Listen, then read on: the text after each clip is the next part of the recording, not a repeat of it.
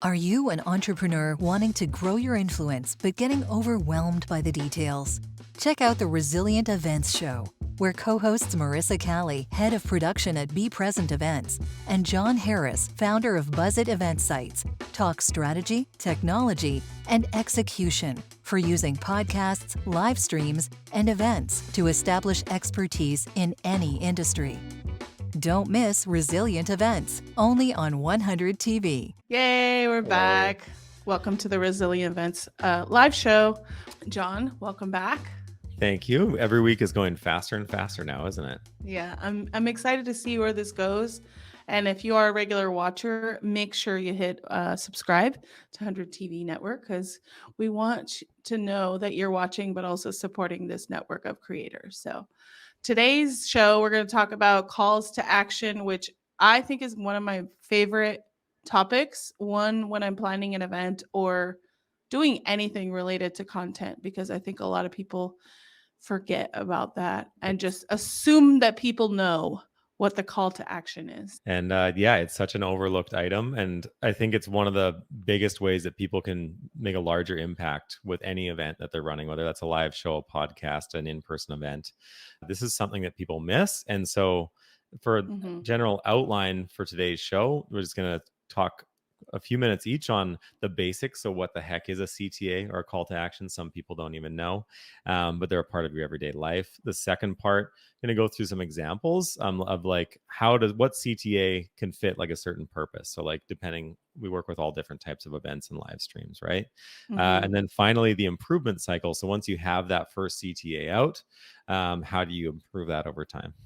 Yes. And I'm also going to maybe share a story of how you can actually generate calls to action, because I think that's where someone like me, I get stuck. I know it's needed, but I don't know what to say.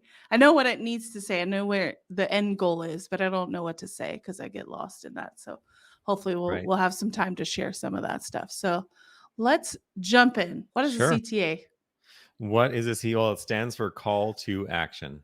And so for anybody that doesn't know, it's basically like the main button you see on every website you land on. If there's like a really big button that sticks out and you really want to click it, that is that website's call to action, right? Yeah. And what does that mean when it comes to like a live show like this? Like there's not a website that I can click a button, and you should be watching, not necessarily like distracted trying to find a website, right? Yeah. So for live shows, we can get into examples later. For a live show, it might be like visit my website, sign up for my project, et cetera, right? Right. And for the reason why we have one, I mean, it really is it goes back to our purpose. Like, why are we here? We're not just here to share all this information. I mean, yes, we are here to share the information, but let's have some way to measure it. Like, what is that? What do you want someone listening, watching, doing, being at your event? What do you want them to do? And why do you have one? Think about that when you're creating your call to action. Yeah, makes sense. And then, so how do you find yours? So you start out with your purpose. That's episode 1, by the way. And so, yeah, if you have this entire event going on, you're planning this thing for months. What do you want to get out of it? How are you going to get these people moving forward? Yeah. One thing. Sometimes it's hard to figure out one thing, but it's definitely can help. I mean, you can have multiple calls to action. We're not trying to say you can't, but there should be one centralized one that you know that you want each attendee to do, to be able Makes to do. Sense. So. Well, I think next section, let's get deep into these examples, because I think that's where the rubber is going to really hit the road for people. Does that make sense? Yeah, rubber hit the road. Love these. I love these analogies. Can you tell I do this crap for a living? Yeah. So, for example, I want to talk about the YouTube show, because I feel like I've been creating some live streams before, like 5 years ago, where we didn't really understand calls to action there. I think people just assume that if you're watching a live show that they're going to subscribe.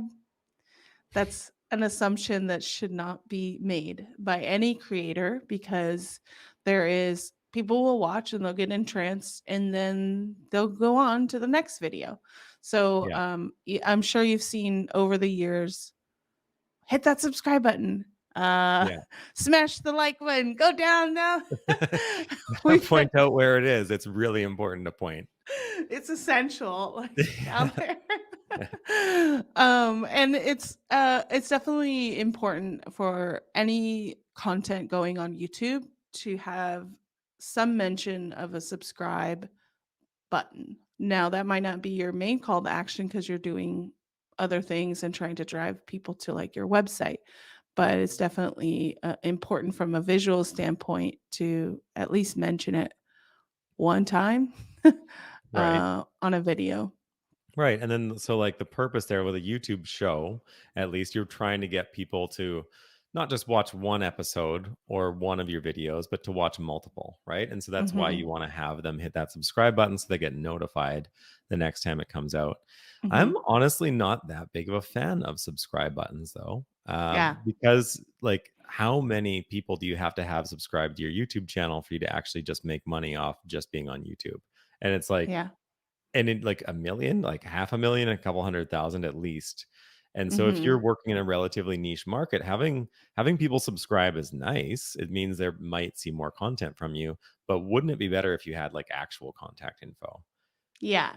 right? Yeah, So wouldn't it I be better if they visited your website and signed up for something? yeah, bringing it back to the real reality of what is your purpose behind someone watching a video. Now, is your intention to go all in on YouTube and all of your content's going to be on YouTube? You're not putting it anywhere else? Okay, then yeah, like we need people to subscribe, especially if someone from your audience, your target audience is watching. But I think, sometimes the more impactful YouTube content call to action, if your video is on YouTube, is visit a website uh, or visit a link. I don't know, maybe it's not your full website, maybe it's something else. Um, but the in addition to that is making it easy because if you have to type out your whole website URL, it's not easy because people are I mean, people have smart TVs. They're watching YouTube, they're watching events on their tablets. They don't have a way to like go and then type in a website address. So you have to Yeah, make it easy. totally. And if they get it wrong, then they're lost in space, right? Yeah, exactly. And we'll talk a little bit about how, I'm going to share a story about our specific call to action for a website, and the conversation that we had probably about 2 months ago about this, Right. making it easy for people because resilient and resilience is not easy to spell for everyone. Not easy enough. Yeah. So what's next? Charity events. Charity events. So yeah, most often at a charity event, I think the main call to action is donate. Or sometimes it's not donate specifically, but it's like buy this thing that was donated, or buy this, or bid on this, or upbid that, right? Hmm, hmm, And so that's for a charity event. Most of the time, the CTA is going to be donate hmm. in some form. The thing is, a lot of charity events that I've seen, they haven't made that easy enough for people. Like people are so good at buying things on Amazon or buying things Yeah. with Apple Pay or whatever. People want to have one click checkout, right? So if your CTA is to get people to donate, if that's your purpose is to raise money for something, you got to make that as easy as possible. The easier you can make it to take people's money or for people to give you their money, Yeah. the more money they're going to give you, Yeah. right? Because if people end up in like a 10 click or like a dead end like rabbit hole, then they're probably, if that intent to Yeah. donate might just end in frustration. Yeah, and you've lost them. Yeah. They've left whatever they're watching or whatever that you have your intention, and you've lost them. And that's happened to me multiple times. Not even like just charity events, but I'll share a story really quick. It was a wine around the world event, and all the charity, they were like, bring cash or check, blah blah blah blah. Or you could go to our website. Now I went to the website, couldn't find the donate button easily. And Yeah. then when I went and clicked on it, for some reason it didn't do the autofill. And I don't know if that was a browser thing or whatever, but they also didn't have like a Venmo or like a Cash App ability to like just easily send donations, and you can set those up for nonprofits. You Yeah. need to make all the different payment. And a lot of people don't want to do that because of fees. Well, most of these, I'm getting into the nitty gritty, but most of them have discounted fees or no fees for nonprofits. Oh, So wow. Okay. do the due diligence. So Well, like ask, it doesn't hurt to ask, one. yeah. And two, make it easy for people to be able to donate to your organization, Yeah. which reminds me, because I'd now I have rather to go I'd do rather that. have I'd rather have 98% of somebody's donation than have 0% because they went somewhere else because they couldn't figure it out, right? Yeah. Or Like, even forgot if you about it. even It's if you like, have to pay a small fee, like getting that small fee and mhm. getting it is way better than not getting it at all, right? Right, exactly. So, yeah, and the format, we can dive into like how that is, and we'll probably have another show specifically about charity events, but it depends on the platform you have, and some of the platforms have a donate button or go directly to the donate site, not to the main website to then have to find the donate button. Like, you got to make it easy. So, Right. super important. Makes sense. And yeah, so with CTA, it's the number one thing. No matter who you listen to about it, it's make it easy or it's not going to happen, right? Yes. So moving on to, so we talked about charity events, next marketing events. Like, what if you're just running an event, like just to get like brand awareness or to get people kind of like into your kind of social circle? What could you Mhm. start out with? The most simple one is follow us. Um, there's a follow function on almost all the platforms now. Even if you're just following on Facebook or LinkedIn, there's a follow option. That's really, I think traditionally we thought about it on like Twitter. A lot of people are not streaming to Twitter or putting content on Twitter, like long form content, but that's a simple call to action, especially if you're Right. just starting out. Speaking about Twitter, I've heard people say at events, like in-person events, that you should live tweet about us. I'm not a big tweeter, and so that kind of seems insane to me. When I'm at an event, I want to be paying attention to the content or talking to the people.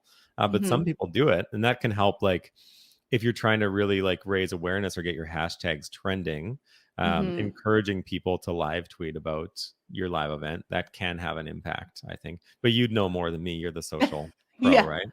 Yeah, actually live tweeting, it's kind of funny when people mention it and you go to Twitter and there's like no one, not even like someone from their staff, like posting updates, and I'm like, okay, well, I know people who can do this. That it's actually a service of live tweeting. Because if you're hosting an event and you don't have and you want to generate buzz and excitement on Twitter and you don't have someone focused on it, it's just an afterthought. Like, you can't rely on your attendees to do that for you. Right.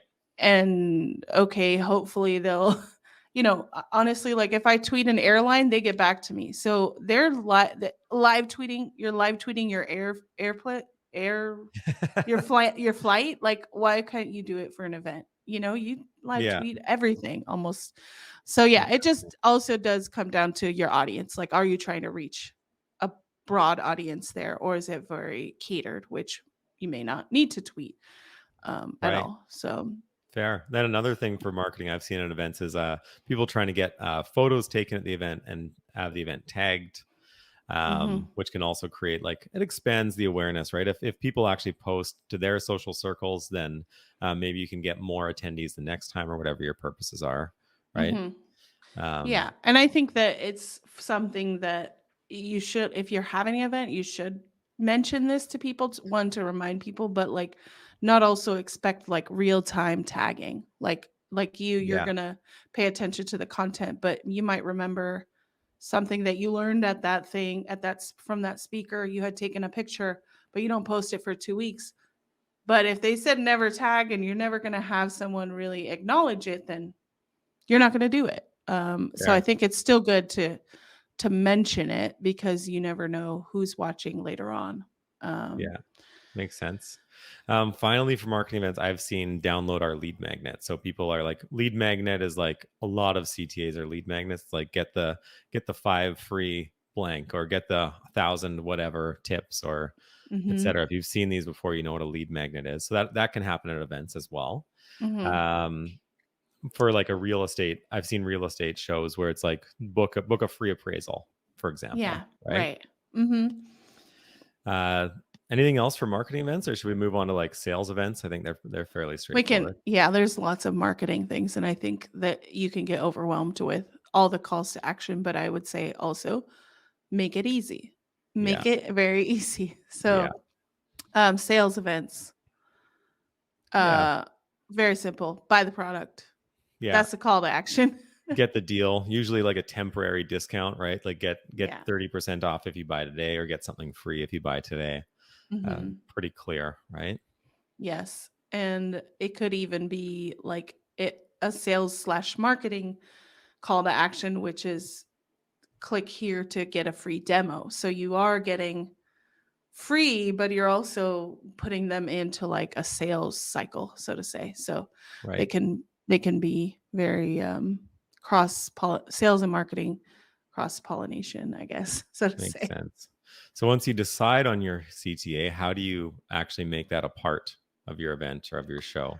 Yeah, and I think this is super important from an internal standpoint regarding events. Uh, Everyone's on social, and if you have a very digital first staff or vendors, communicate how you want them to share the event. I'm speaking at an event in June, and we've 2023.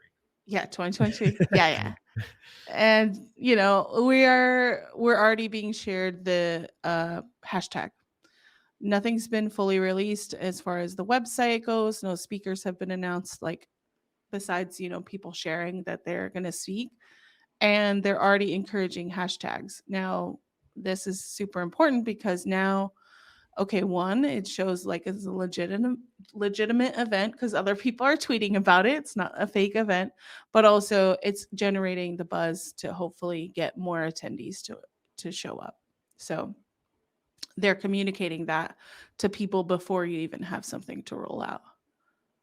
Makes sense. And Hmm. so they're giving you all of that as a speaker, right? So Yes. they're taking it upon themselves to make sure that the overall event has Hmm. that clear channel through that hashtag, Yeah, right? and I think one thing, if whether you're an event planner or you're managing all aspects of this event and you have a lot to think about, very make it simple and write copy for your speakers or your staff or who's involved on this, because it simplifies, they can just copy and paste, like visit this URL to get your tickets or get your early bird tickets, and you're writing it for them so they don't have to think about it.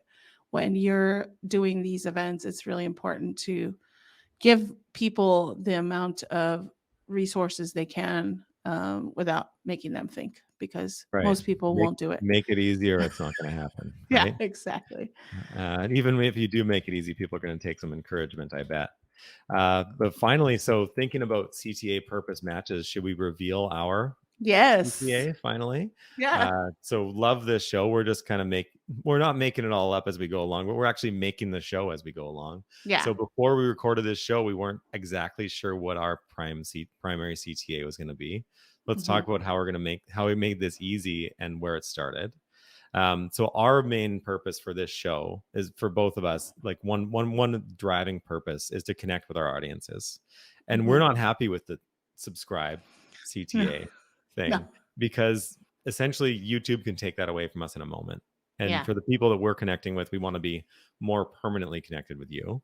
Hmm. So we wanted to have like more of a lead magnet CTA, where you'd go to our website and download some amazing thing, and then we'll be connected, hopefully forever. You can unsubscribe, but hopefully forever. Forever and ever. Forever Yeah. and ever. Yeah. Anyhow, so we were thinking about ours, and we had this great name. We originally started with the Resilient Events Podcast. Now it's the Resilient Events Live Show. It's like, okay, if we're gonna have a CTA like Hmm. that, how the heck are we going to get people to go to resilienteventspodcast.com? That's like a million letters. And they can't even spell resilient, No, not like off the even top like, of your head. yeah, I can't most of the time, right? Uh, Yeah. so we decided to change the name of it a little bit just to make it easier. So our whole website, it's going to be rizpod.live. So rizpod.live. rizpod.live. Go there Yeah. and get our amazing thing.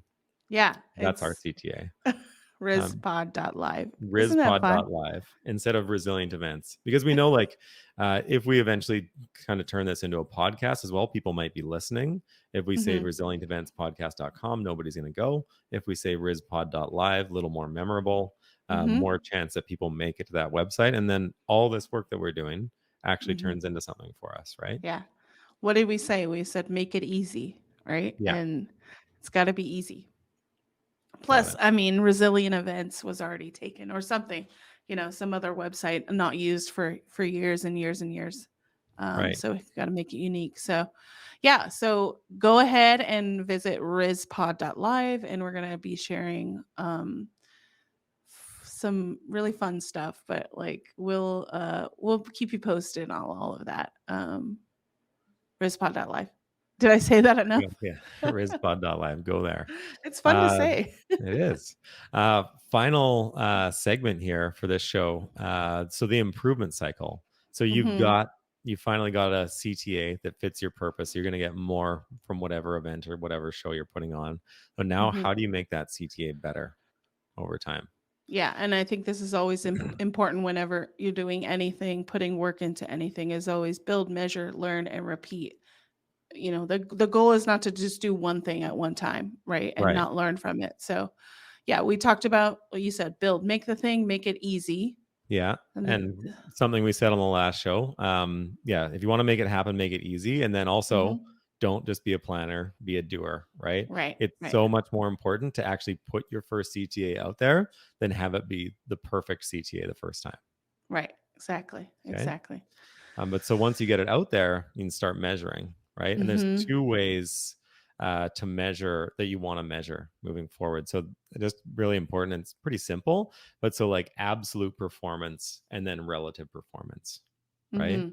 Mhm. So to break that down, like maybe for us, we want to have like number of signups, right? Mhm. But maybe we want to have so that's absolute performance, but relative is like how many signups are we getting per show that we put out there, Right. right? Right. And maybe if you're a charity event, maybe you're looking for total donations, right? But maybe you also want to measure how many dollars were donated per attendee. Yeah, can be very granular on your performance, but you have to understand that as a whole. Also, absolute performance, number of donations, but then also relative donation count per attendee. Right. So like any manager of a restaurant knows there's three ways to increase their earnings, right? And so you want to measure like you as a restaurant manager, you're measuring like how many people came in the door, how many people in each group, and then how many dollars did they each spend, right? And so Hmm. when you're getting donations or making sales, you want to increase order value, you want to increase order frequency, and you want to increase order. I lost the last one, but you get the idea. There's more Yes. ways to make more money, right? Yeah. Um, but yeah, finally, maybe you're just working on like brand awareness. And so I know some of the Hmm. shows, Marissa, you've been working on, maybe they just want to measure view time, like Hmm. overall view, like hours viewed, and then maybe view time per attendee, right? Yeah, and I think when people are building a brand or building a new show, they do want to see the numbers in terms of views. And I always bring it back to like, well, let's also make sure that there's some calls to action there. Right. Do you have a freebie? Is it more Yeah. than just, or can you book a call, right? Like from this. And Yeah. there's a lot of different ways to measure that, but it's good to at least understand them from the beginning, and you can always improve. Right. As- So I think pure marketing people are happy with view time. They're like, all these hours people saw us. That's Yeah. brand impact. And it's like, okay, but Yeah. Marissa, me and you are both, we have our own businesses. We need to be salespeople too, not marketing people. Right. So we want to Right. know that like something happened. Like, great. I Hmm. see a YouTube view kind of like somebody driving by a billboard, and it's like, that's nice. Yeah. Somebody saw my thing. But like, if I don't know who that person was or if they'll ever be a customer, then what really is that Yeah. worth me? It's kind of hard to measure, right? So, Well, and from a like peer-to-peer marketing standpoint, sometimes that does help because you're having people look at your YouTube channel and you see that you have like more views than like maybe someone else, and they'll trust you more, which is kind of a weird demented way of like valuing or measuring trust level, but Yeah. it can help, if Yeah. even if you're on YouTube and you have videos out there, like your trust level is higher than someone who's not. Right. So I that's think for that's a whole small brand episode. for small and new businesses, you'd probably Mhm. get more from a better CTA faster than you would Mhm. from trying to stack up to get to like the highest number of Right. views in your industry, right? So And I would say new to digital marketing, because there's a lot of old businesses that are, fair, good. Yeah, that's a good yeah, not differentiator. a necessarily new business. They just haven't been online Yeah. in this way. So, And then so finally, you're measuring all that stuff. Learn. So look at the results. Look at the results after each episode or once a month, but have a frequency. Compare them against the last time. What's going mhm, right? What's going wrong? Just mhm, brainstorm. How can you make it better? And then mhm. do a thing. Build it again. See how you can make an improvement. Just make it clearer, make it easier, make it less clicks, make it maybe more enticing if nobody's using it at all. Um, Mhm. and That's a then big one. Make it more enticing, because I think yeah, that's if people just think that I'm gonna put out this YouTube show, or I'm gonna put out this show, and no one's gonna, I have this many people watching. Well, what if they stop? Now you gotta think about the long term vision and the purpose of what you're doing. there. Because Yeah. so yeah, uh, recapping that improvement cycle: build, measure, learn, repeat, and that doesn't mean do it once and then give up. So. That's right. Yeah. Means do it once and then do it a little bit better. 1% improvements every show, and we'll Mhm. be twice as good by next year, right? Yeah, exactly. So wrapping up here, how does this process, what we're doing and all this stuff related to calls to action, make our businesses or people watching a business more resilient? Right. Well, for our businesses, it's going to connect us more directly with our potential customers, right? Right. Hmm. And so even if YouTube decides to ban us because I say bad words sometime, we're still going to be connected. Like, so no matter what, it's like a Yeah. connection that can last forever and ever and ever, right? Hmm. So that's how we can be more resilient from it. But for everyone else, it's really getting more. If you don't have a CTA, like what are you getting from your show? What are you getting from your event?